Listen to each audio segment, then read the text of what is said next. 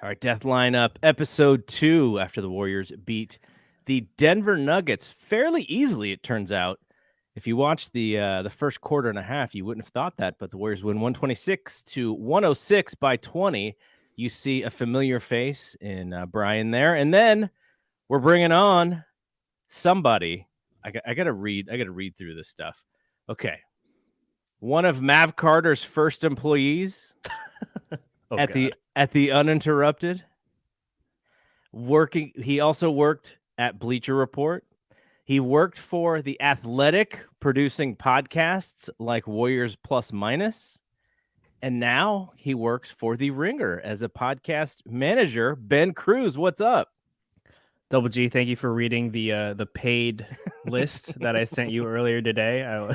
I'm forever in your debt. How's it going, guys? the one that I didn't mention, because I wanted to talk about it real quick before we get into this game, also produced Light Years, which is like the most popular Warriors podcast out there. I did, yeah. No, that was a ride. That was an adventure. Sam and Andy are the best on and off mic. I love those guys. Owe them a lot. And they're probably Spotify green rooming or Spotify living right now. Like the second the game was over, they were up. Oh, Sam is on top of it, man. But no, those guys are great, and it was an honor, honestly, to be part of Light Years kind of in its early iterations. But no, thanks for having me, guys. This is awesome. So the first time I ever went back and forth with Ben in email was because Sam and Andy came into my office and we recorded a podcast with them and some of my colleagues. And I had like really bad equipment at that time. So I sent Ben the file. And I was like, it's not the greatest. But then they came back the following year. I had better equipment. I shot it off to Ben, and I was a little proud. So like, this sounds okay. That you guys can use this. This is a good one. So that's the first time I really ever chatted with Ben. And now here we are. We were a part of the Blue Wire Pod Squad as well. So that's right. Yeah, for all our wrestling fans out there, who know exactly what we're talking about. Okay, so let's start the show with essentially the talk of when you got off of the game talk of game one. Tim Kawakami famously created the Hamptons Five, and she'd made a t-shirt about it, which I have. And so there was a little bit of pressure on Tim to come up with a new name for this new death lineup that we have here with Jordan Poole, Steph Curry, Klay Thompson, Andrew Wiggins, and Draymond Green. And what do you guys like, Bri? I'll start with you because you sent me one that's actually really good. And because I think this, especially after tonight, we'll throw some stats here in a second. But the fivesome, Bri, what is your favorite nickname for the fivesome so far? So I've seen two that are in pretty good contention, and it is the Fast Five, or just Fast Five for number one. Number two is PTSD. And I'm leaning towards Fast Five because PTSD just completely disregards my guy Wiggs. But the thing is, I might catch some slack for this, but I've never seen a Fast and Furious movie. Oh my god! My God! Are you sure he's your kid? Is he really your kid? What is happening today? Well, I've never watched one. So you see, I had to go and watch these essentially by myself because the children of mine, who I took to every big time movie up until they could drive themselves, they would not go see Fast and Furious with me. Oh my God. This is the most shocking revelation I've ever experienced listening or recording a podcast. Not one? There's literally not one. 11 I haven't seen any of them.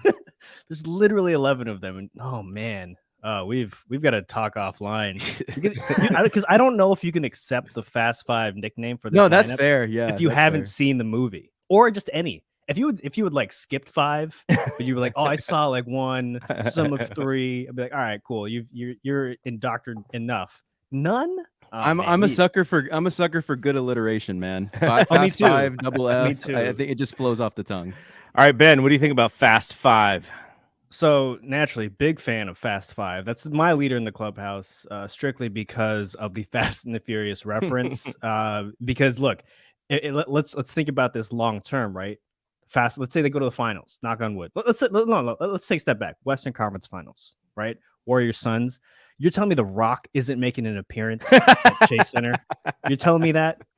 My man showed up at the Super Bowl, right? So he's coming to either the Western Conference Finals or the Finals if the Warriors are there and Fast Five has kind of caught some steam. So that one's up there for me. The other one that I saw on Twitter that has really caught on for me, or that was actually tweeted at me, was Death Pool. Pool with an E. So that's it's that's what Kawakami came up with. Well, yeah, someone must have either stolen it from him and then shot it to me. But I like that one with the little E at the end, to obviously a nod to JP himself. But those are the two that I'm rocking with so far. And PTSD also good. That's in my top three. Someone DM'd me that, and I thought someone was like, I thought it was a missed message at first, but then once I clicked it, I was like, oh yeah, that's that actually works too. So some good ones. I think that the actual attempting of the naming is just as fun as what we all will actually land on. So yeah, and I'm sure it's coming soon. Okay, so Kawakami this morning also came up with Death and Maxes, because everyone's going to be on a max deal. Wow. I don't like that. It seems a little forced.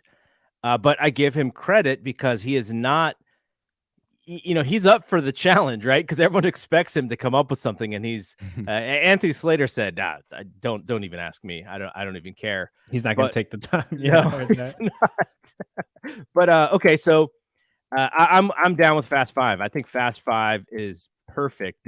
Because of like what Brian said with nicknames and alliteration and sort of cuteness.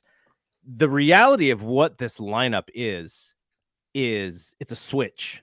So the switch is a boring name, but that's literally what it is. It's Steve Kerr goes, okay, we need a run.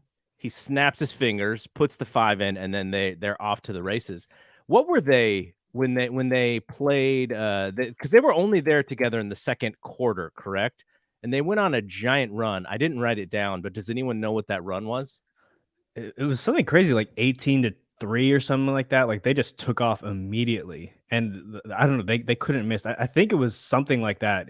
They took control of the game though. Like by that time, you knew it was over, right? It ended up, per Slater, it ended up being a 22-8 run in 5 minutes. And at one point, it was like they were boat racing them like 11-0 or something, and just that really turned the game. Now, we're going to talk about this in a second, because this is just like game one. There's not too many negatives you can kind of pull out of this performance if you're a Warriors fan. I think the one thing that people will go, Denver's just not that good. I think now that we've seen these two games, there are some problems with that Denver team. But if you look at the first quarter and a half, I thought they played really well, and the Warriors did not. But then they just hit that switch, and boom, they're off to the races. Okay, so I came up with some themes here. I sent them to you guys, and we'll talk about them. My first theme of this game. So after game one, I think, Mike Malone is a really good coach. He's also really good with the media. He gave the Warriors a ton of credit, got some credit for his guy Jokic. Maybe they let a few calls go that maybe could have been fouls on Jokic. I mean, against Jokic, but he did so in a way where I was like, yeah, I'm there with him. That's what you do for your guy. And so I think it worked, because in the first quarter, I think Looney, within the first 2 minutes or something, Looney had 2 fouls. The only problem that I saw from that is, okay, but if they're going to call this game tighter, they're going to call this game tighter against your team too. And that seemed to frustrate Jokic just as much as anything. He goes out on a 3 on Steph, I think, or was it on Poole? And he fouls him on the 3 on Poole. Yeah. And he seemed visibly frustrated because he was getting the ticky-tack fouls as well.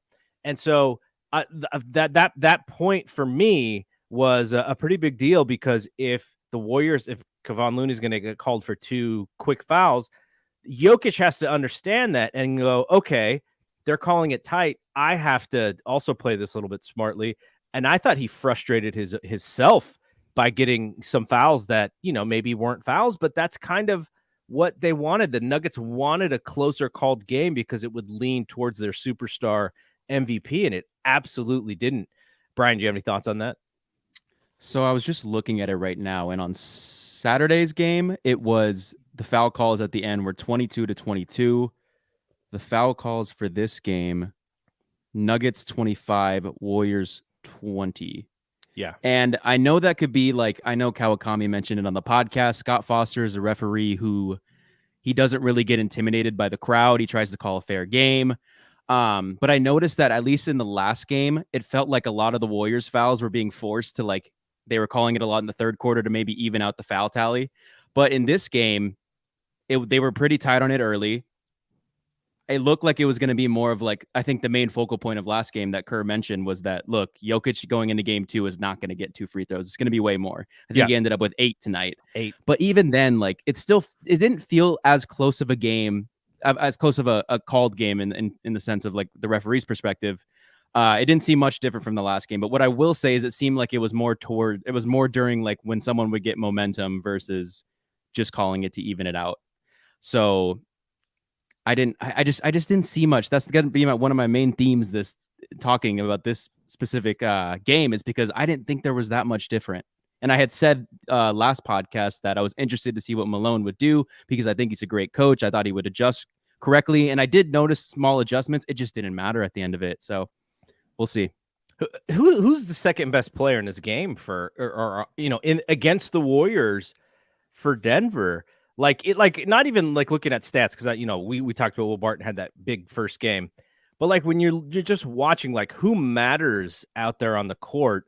I know there were some late threes by the guard. I forget the guard's name. Bryn. What is his name? Forbes. Yeah. He made some late threes and at that time I was like, oh well, maybe he's gonna get a little bit more opportunity. My guy Bones Highland you saw him affect some stuff, but he wasn't going to be a difference maker. Aaron Gordon again, not a factor. Austin Rivers, I know he got hurt there a little bit, but they left him open on a couple threes. Boogie again, pretty much a non-factor.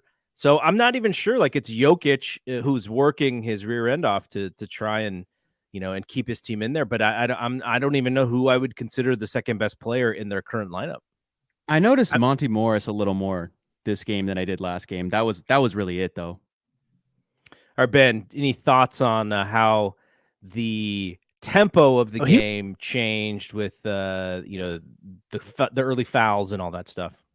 Yeah, I mean, to your point of, Malone after game 1 kind of calling out the fact that Jokic wasn't getting a kind whistle, if you will, and doing it in a not so in a way where he didn't get fined. Yeah. But, I think that's the card, one of the only cards that he can play in terms of adjustment, right? Because if the Nuggets find a way to slow down this game, that's their only hope of beating the Warriors. Yes. Because then Jokic can do his Jokic thing, pick them apart in the half court. And he is very, very capable of doing that. Like we saw him do that in the regular season. And there's certain plays. I mean, the amount of wide open threes the Warriors were giving up to start this game was embarrassing. Right. And just like that's the recipe for this team losing a game or two to the Nuggets. And Jokic kind of exposed that in the beginning. But once Kerr kind of flipped that switch to insert name lineup, the Warriors were literally off and running, and the Nuggets couldn't slow it down anymore. So, I mean, that's really their only hope because, I mean, to your point, second best player outside of Jokic, I mean, based on shot total, it's Will Barton. I mean, obviously he had a really good game in game 1, really solid. In game 2, 15 shots. Jokic had 20, Barton had 15, and from there there's a steep drop off, right? Yeah. So it's clearly him. He's the only other guy who can give the Warriors any sort of issues, and even then, he's a complementary piece at best, right? Like when Jamal Murray's out there, when MPJ is out there, that's when Will Barton, JaMychal Green, Jeff Green, Aaron Gordon, Monty Morris, that's when these guys are really, really dangerous. But when you're counting on them to be that guy, the second guy to Jokic, that's a kind of a recipe for disaster. My second point is really about composure and who on the team kind of sets the tone for the tempo of the team. And it's usually the best player, the leader, the league MVP. Jokic, I thought he had an interesting energy. You saw Draymond after game one just go, oh, he's probably going to give me 40 and 15 and 15 in game two. And he was kind of like joking about it, knowing that he was going to be mad after game one and possibly come out strong. The energy that he came out with, I thought was maybe too. If I was a Denver Nuggets fan, I was trying to think of how I wanted to see him come out. I wanted to see him come out with a little bit more fire. I know he's not generally a fiery guy like that, but he had the opportunity, especially when they went out for that lead, to really change the tempo and change the game. And by the time that the switch happened and that lineup came in, he was so frustrated that I thought his attitude kind of soured the team a little bit. You saw, I think it was Monty Morris gave up a backdoor cut and he threw the basketball and got teed up. Jokic is screaming at the referees. And I was like looking for like maybe small things that Draymond would have done to cause him to get upset. And Draymond's mostly playing him straight up, but he's just in his chest. And then you saw the thing happen with Will Barton and Boogie Cousins. And then by the time Jokic gets run, I felt like this dude just doesn't want to be on the court anymore. He was a minus 26 on the court, and they only lost by 20. So the team, from a plus minus standpoint, was better with him off. Now, that doesn't really mean anything. Of course, they would have lost by way more if he wasn't actually playing. The way that stat is kind of goofy. But like, I was really disappointed in how he handled the crowd, how he handled the Warriors taking the lead, how there was a couple of opportunities for him to really attack Draymond. And it was almost like he's like, well, I got 2 dribbles in and Draymond's holding his own. So I'm going to, maybe try and shoot over him rather than give him a couple moves and try and get fouled. I just thought, I was just like, man, for this guy's the league MVP. And if I was a Nuggets fan, I'd be pretty disappointed in him, with them really needing him to be the best Jokic ever. But look, he's got Draymond on the other side, and I thought Draymond played such an awesome defensive game. Incredible. Brian, what did you get out of Jokic's game today? I kind of think Jokic is thinking exactly what Ben said, which is this team. Yeah, when you have Michael Porter Jr. and Jamal Murray, we can talk contender status. Honestly, like I'm ready for that next year. But this team is relying on a Will Barton, a Aaron Gordon, a Monty Morris to be your second guy. I think Jokic is well aware of that. Maybe he's trying to not think in that direction. Obviously, it's the playoffs, but I think deep down he knows that. So I just think that the Warriors are playing great defense again. It was something I was looking forward to seeing, and then they did it again. Early in the game, Draymond, I think they had Looney on Jokic. They only doubled Jokic when he got like extremely into the paint. Yeah, and all late doubles. All super late doubles, and then Jokic finds the guy a couple threes. But I kind of noticed it. I think when it was like cause for concern more was, I think it was either second quarter or third quarter. Jokic gets a wide open pass to a cutting Aaron Gordon, tips off his hands, out of bounds, Warrior ball. That's when I saw Jokic just like completely start to break down like that. And I think it's mixed with fatigue. I think it's mixed with his playing. Like there's no way he's going to go out there and blame it on his teammates. Like he knows he could have been better too. But then again, there's not much more I think he could do. So I don't. He can make some threes. That's true. That's definitely a point right there. But so could everybody. They shot poorly today after that first quarter. Like Ben said, Warriors are giving up open threes, and from that point on, they shot really poorly from three. But so Ben, here's a memory for you. Brian was only 7 years old when this happened, so yeah, or maybe 6, I think. So he wouldn't have watched this or remembered it. But the We Believe team, which is like right in your wheelhouse of Warriors fandom. Yeah. As you're growing up, they played Dirk and the Dallas Mavericks, and Dallas was 67-15 that year. The Warriors were barely over 500. It's a 1-8. It's a short series. MVP Dirk. Yeah. And Dirk's frustration in that series, I thought keyed the tempo for that team. Like, late doubles, Warriors were getting away with being physical, referees were calling it, and you saw Oracle go nuts when the Warriors would take a lead, like that building's exploding. And Dirk is like in the moment, not able to figure it out, not able to calm his team, not able to change the tempo of the game. And Jokic's energy really reminded me of Dirk's energy. Now, the Warriors are the better team in this series, and the Mavericks were in that series by far. So Dirk's frustration was also the fact that they were a heavy favorite to get to the finals. But attacking the way that they're attacking did remind me a little bit about that We Believe team. Yeah, I mean, looking back at that team, it was kind of the same situation as this, in that, Dirk was the best player in that series, right? Again, MVP season. Jokic probably going to win MVP again this season. Obviously, Jokic unfortunately has significantly less help in this series than Dirk did in that one. But I mean, the way that they're attacking, and the We Believe team did not have a defender of Draymond's caliber, right? Like, Stack Jack was fine. He played Dirk great in that series. But I think that's the only difference here with those two, is that Draymond is otherworldly, right? Like, he's literally shutting down arguably the best player in the league right now, one-on-one. And it's incredible to watch. But yeah, I mean, I don't know. It's Jokic. I almost understand his frustration, though, because again, man, he's probably thinking too, like, again, a Jamal Murray, an MPJ, even one of them, right? Let's forget the fact that both of them are not playing in this series. Even one of them makes this series entirely different. Mm-hmm. And I'm sure that's just as frustrating.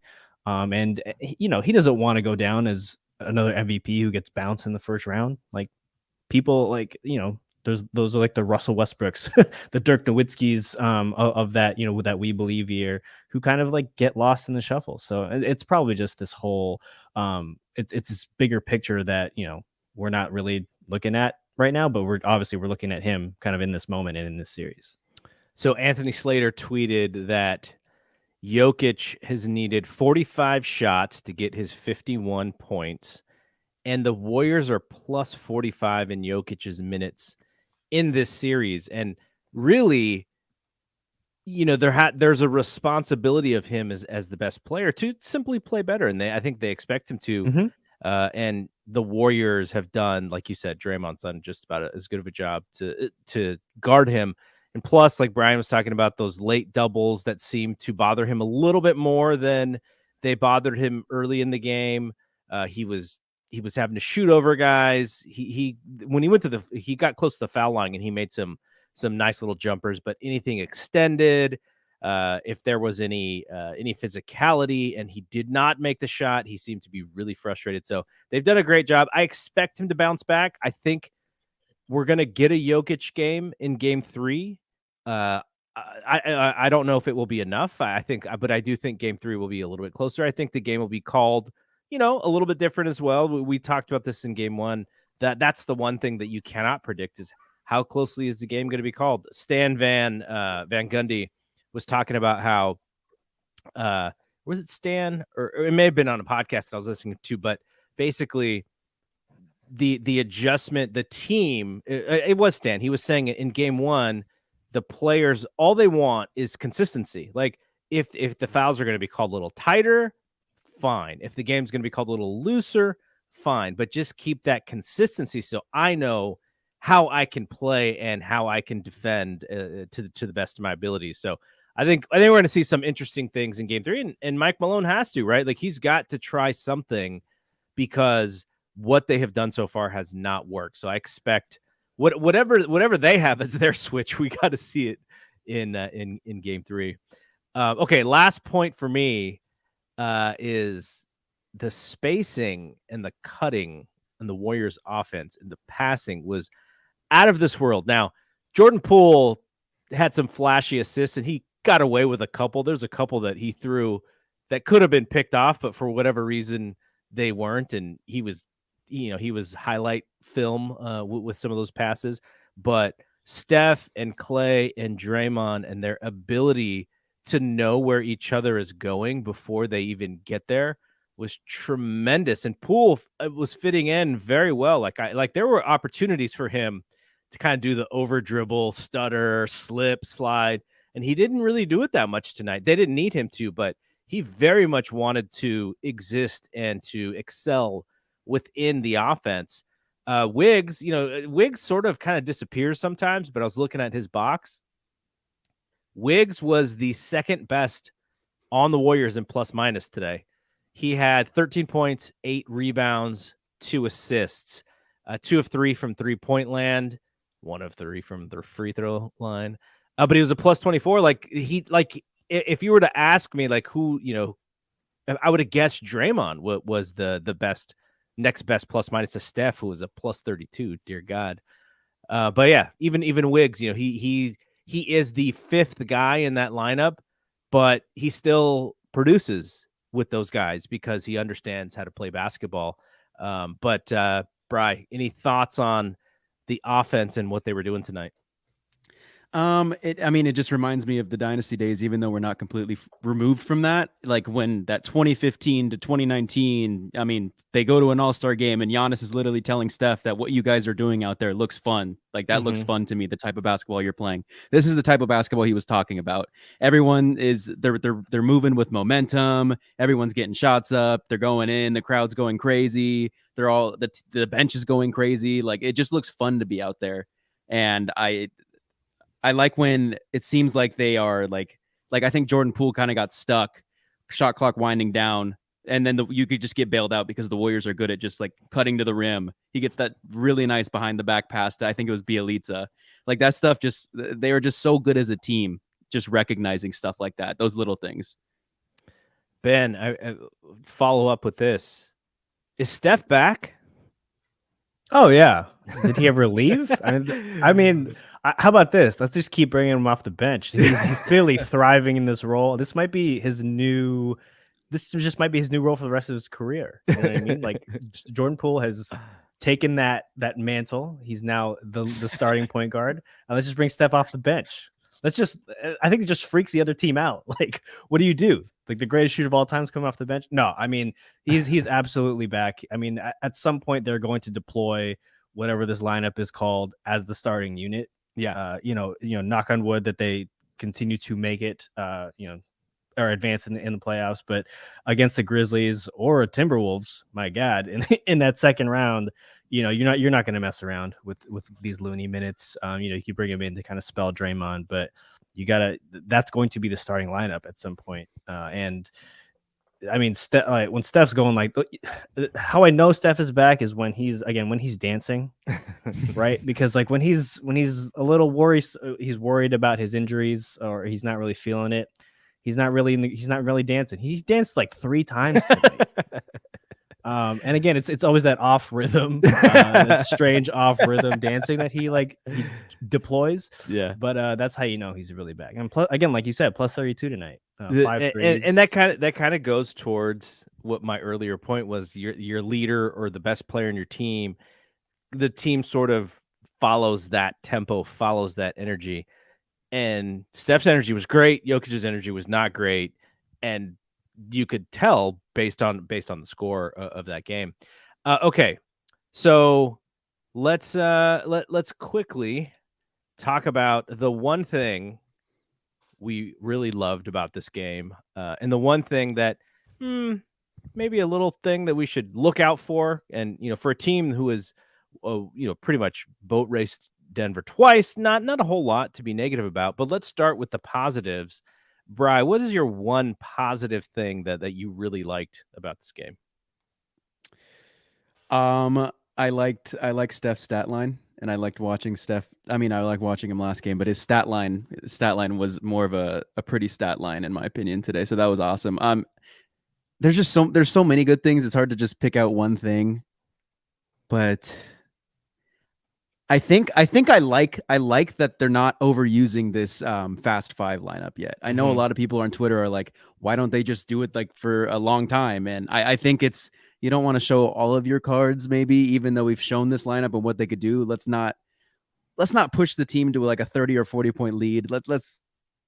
let's keep it. Let's keep them on the floor together for like 6 minutes in total. I'm okay with that. It seems like they're doing well by doing that. It doesn't seem like they need to play that lineup for more. And I think Ben's right. We're going to see this lineup starting at one point, and I'm interested to see what series that ends up being for. So a dislike, though, I don't have a dislike. I don't want to nitpick again, but maybe go looking at Game 3. It's in Denver. Mm-hmm.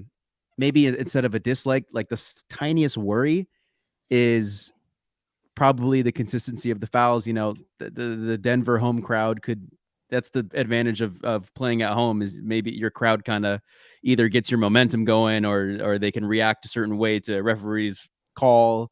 So I would just be the tiniest bit worried on consistency for Game 3. Any worries about the Denver Air? There's always that. But I don't know, like the Nuggets are the team that looks pretty tired right now, but they're also going to be a little bit more used to there. So Draymond was asked about, Steph being back in the starting lineup, and he's like, yeah, but ultimately Jordan is going to have to start too. And then he said, Steve can figure that one out. Draymond. Of course he did. All right, Ben, what's one thing that you really liked, and then one thing that you either disliked or you're slightly worried about? The one thing I liked tonight specifically was Clay, and that's been him the last couple of weeks. But specifically tonight, he seemed like the Clay of old in that he wasn't forcing it. Right, he took the shots that are given to him, and which are mostly wide open threes. And look, 3 for 8 from 3 tonight, but still 21 points plus 13. It just seemed like a typical Clay game. Like during that dynastic run, this is what he would do, right? He was just always the third option, the third scorer. And strangely enough, is that again with Poole, I think kind of jumping him in that pecking order a little bit. But again, the fact that he's not forcing, because right when he came back early on, a lot of dribbling for Clay, a little too much dribbling for my taste. And now he's finding his spots, and everyone is finding him in his spots, which are equating to some great shots. And the other thing I liked about it, he led the team in minutes tonight. 36 minutes. 36 minutes for a dude big. who didn't play basketball for 2 years because of 2 devastating leg injuries, and now he's leading the team in minutes in the playoffs in a high intensity game. Like that's huge. I can't even believe he got to 36. I don't know what Kerr's magic number is usually like 33, 30 when they're up big. So Kerr's probably going to circle that as the as what something he didn't like. But I digress. The one thing I didn't like from this game is the fact that Andre Iguodala did not play. Little neck injury, a little concerning. And I've had my theories about Andre all year, in terms of it's a complete I have no evidence to back this up. I have this theory that he came back to the Warriors and is for the minimum because they told him that he didn't have to play that much. And he was like, he'd be like, oh yeah, I tweaked this. But now, like, obviously, the way that they described this injury and that he tweaked his neck. Yeah. Neck spasms. Like he was ready to play today. Little concerning. He's just a really, really important stabilizing force. And, obviously tonight and, for this series, hopefully maybe they don't need him as much, but they're going to need his stability if and when they kind of move forward here in the playoffs. So that's probably the biggest red flag for me. 100%. I mean, we talked this much. The one thing to like is Steph had 34 points in only 22 minutes.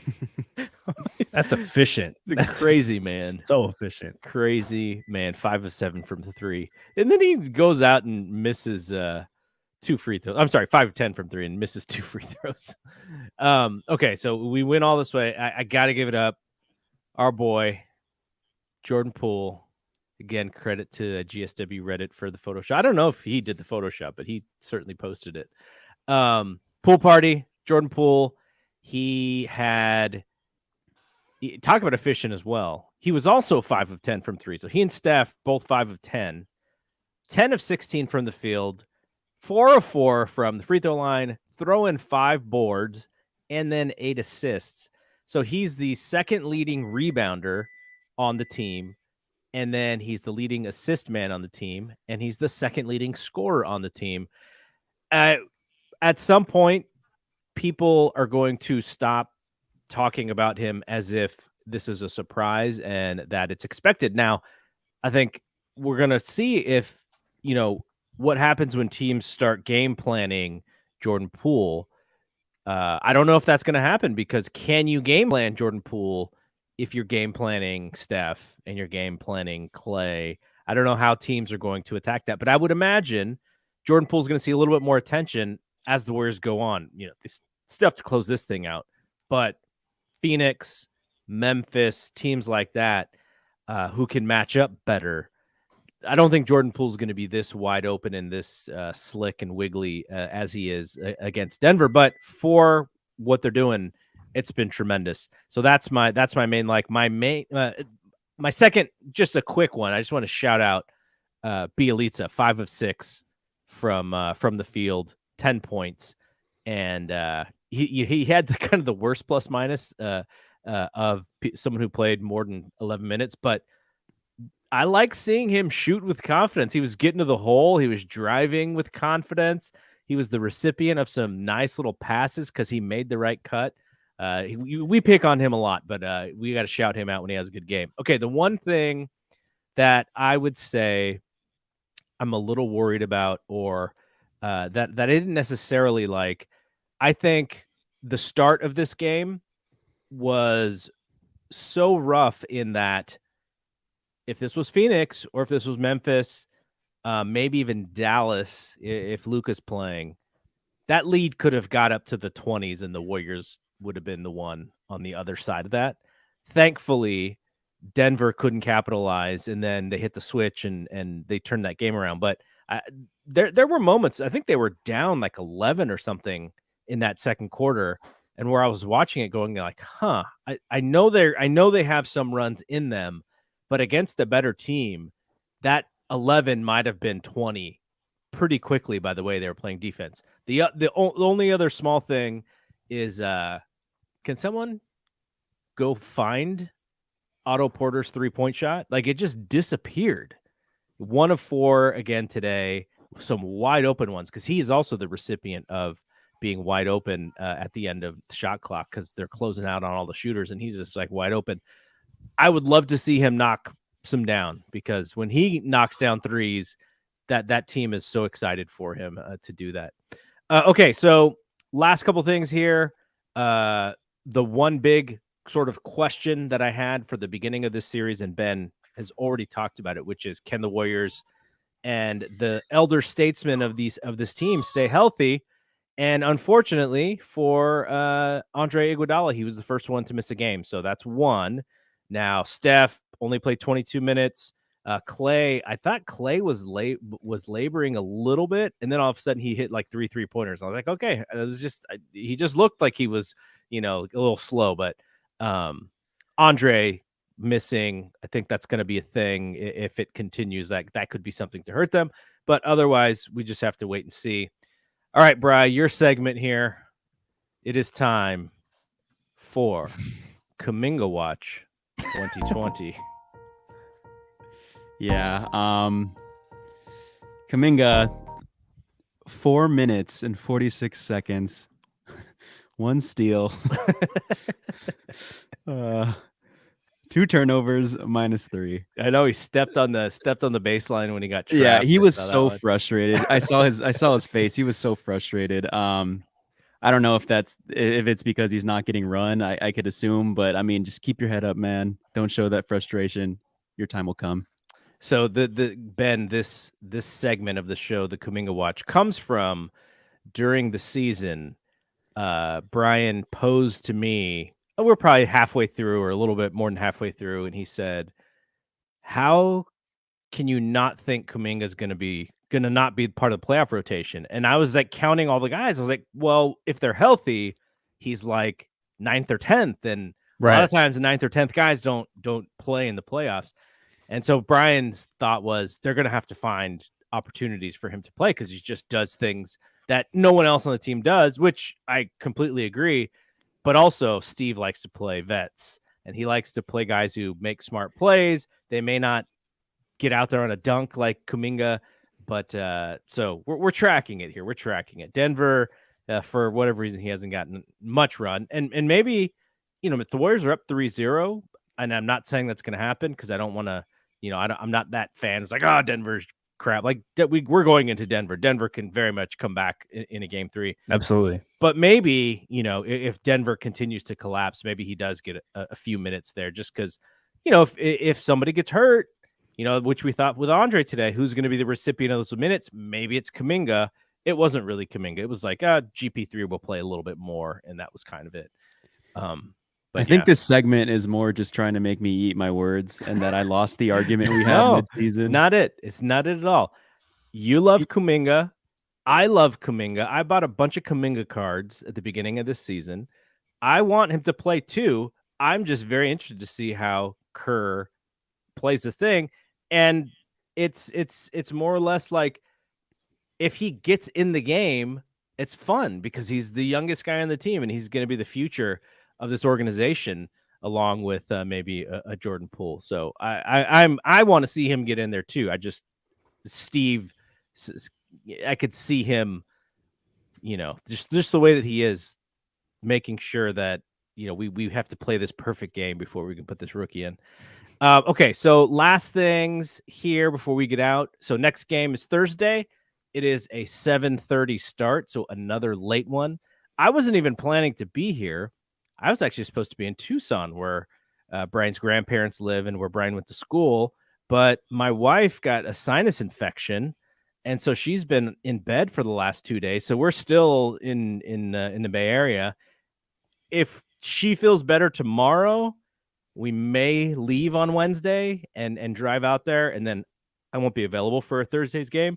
But if we don't get to go, I'll be here, and if Brian's around or anybody's around, we'll do another show. But 7:30 in Denver, and I expect Denver to come with their best shot. All right, last little bit here. I know you guys have been keeping track of these other series. We saw Boston and the Nets with an all-time classic game 1. We were talking about how I was just rooting for KD. I'm not a big Kyrie fan, but I'm a big KD fan, and I was just like, man, my guy, he was in no man's land when Jason Tatum back cutting him to the rim to score that layup at the buzzer there. But that's a good series. I expect you kind of feel like the Nets have to win game 2, or else it may be pretty tough to win 4 in 5. I guess it would be. Any thoughts on that game, the Boston and Nets game for either of you? I think Boston's going to win in 5.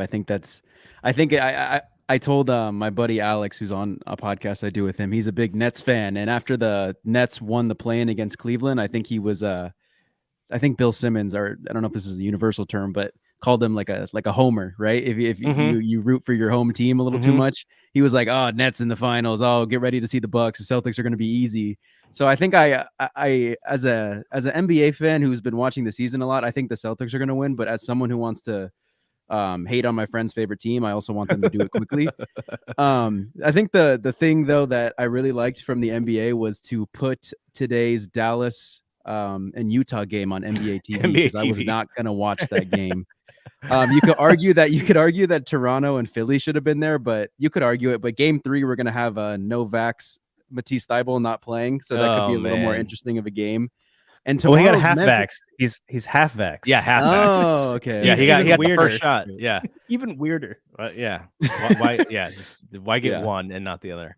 But Memphis, Minnesota, I think is on NBA TV tomorrow. Is that correct? 2 small markets. So like, come on, no, that's gonna be the interesting. I mean, that's probably why, right? It's just 2 small markets. Yeah. But if they continue to have really good games, they'll get bumped up. But it's just who's on, because are the games on TNT again tomorrow, or are they in ESPN?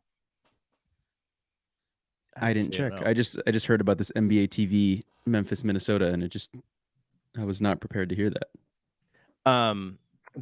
So tomorrow We have actually I have TNT games. I have the TNT schedule. games. I have the schedule, but it doesn't say what network. So Grizzlies and Timberwolves at 5:30 our time. Pelicans and Suns at 7, and then the game before that is Hawks and Heat. So Like the only game I want to see is the 5:30 game. But those other two games are probably boat races. Do you not have NBA TV? I don't think so. It's just Oh, going to be another NBA Reddit stream. All right. So anything else? Was there anything in the Sunday games? Phoenix is a bad team, man. They looked. I know that the game was probably a little bit closer than it should have been, but they bottled Ingram, who I really like as a player.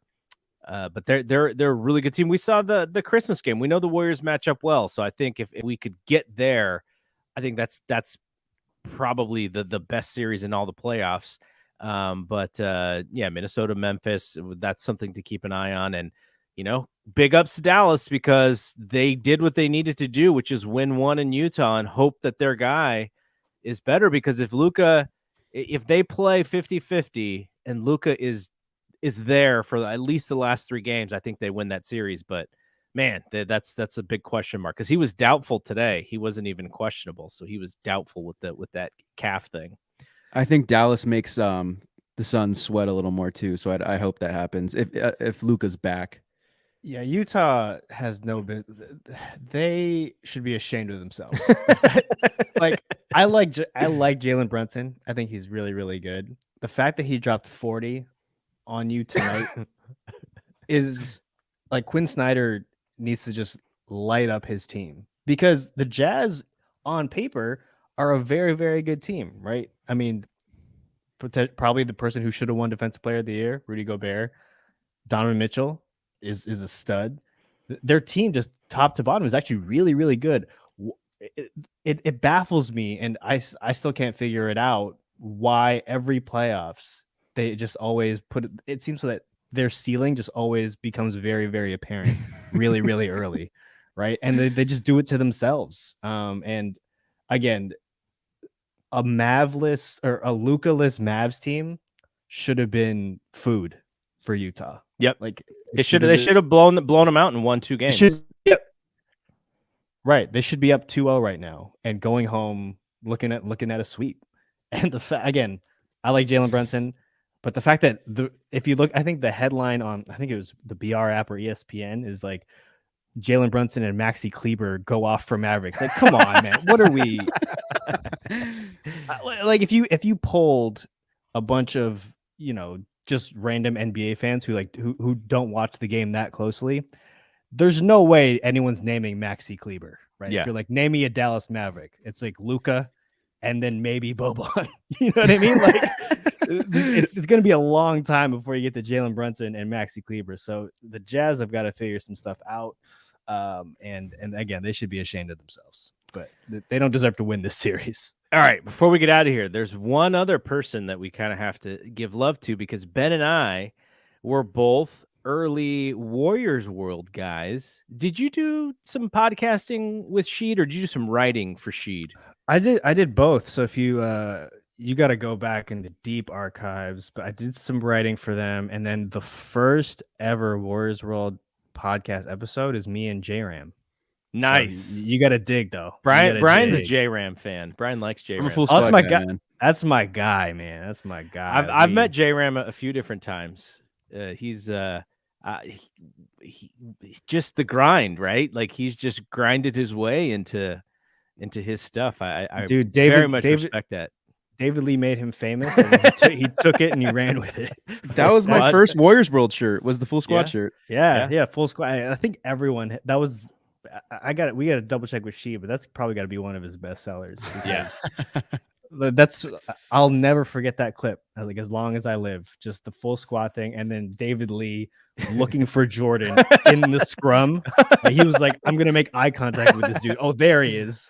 And like, it was such an epic moment. So shout out J-Ram. Yeah, shout out J-Ram. Shout out Sheed. That's also the first time I met Ethan Strauss was at a Warriors World party in Oakland at what was that Lake place? Chalet? Lake Chalet. Of course. The classic venue for all Warriors World Yeah. parties.